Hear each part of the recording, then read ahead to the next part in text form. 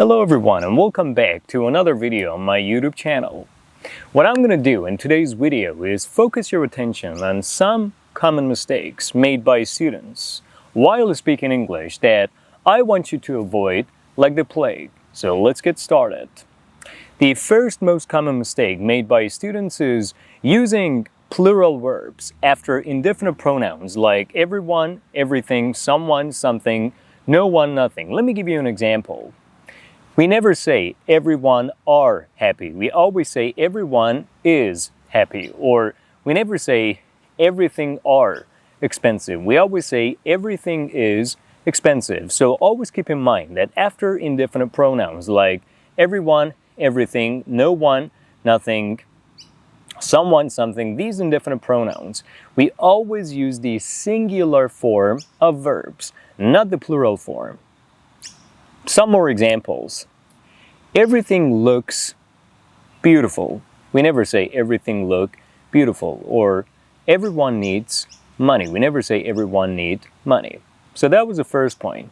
Now let's move on to the second most common mistake made by students while speaking English, which is using to after modal verbs like can, could, should, may, might, will, would. We never use to after modal verbs. What we use is the simple form of verbs without to, without ed, and without ing.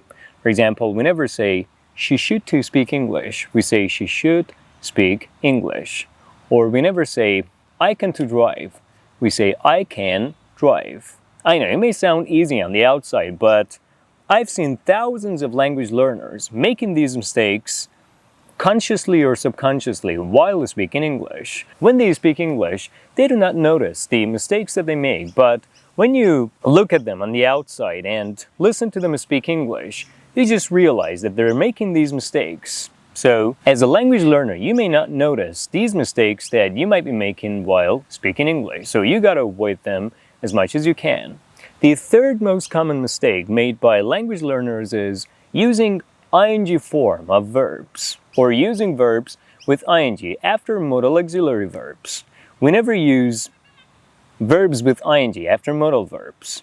For example, after can, could, should, may, might, will, would. We never use the ing form of verbs. We only use the simple form. We never say I can speak in English. We say I can speak English. Or we never say she should come in soon. We say she should come soon.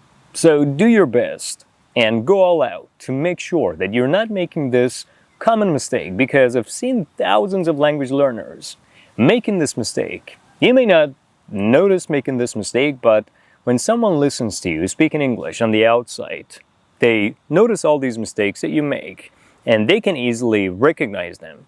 So make sure that you use the simple form of verbs after modal verbs, without to, without ed, and without ing. Alright, now let's move on to the third most common mistake made by students while speaking, which is using articles. The article the, a, or an before adjectives. We never use articles before adjectives. We can only use adjectives alone, separately, or we can use adverbs before them. So the following sentence is grammatically incorrect. This house is beautiful. We never say that. We say this house is beautiful. We never use the article a before adjectives. So we don't say this house is a beautiful. We say this house is beautiful. We never use the article a before adjectives. We only use articles before nouns to define them, but we don't use articles before adjectives. You can only use adverbs before adjectives like this is an extremely big house, or prices are unbelievably high, or everything looks strangely disappointing. So we don't use articles before adjectives. So do your best to avoid these three mistakes that I mentioned in today's video. Never use to after modal verbs. Never use the ing form of verbs after modal verbs. Always do your best to use singular verbs after indefinite pronouns like everyone, someone, everything, and nothing or something. So these are the three most common mistakes that I've heard language learners making while speaking English that you need to avoid like the plague. Now what I want you to do is subscribe to my YouTube channel like this video, and leave a comment by making a sentence using the grammatical structures that I taught you in this video. I'll be back soon.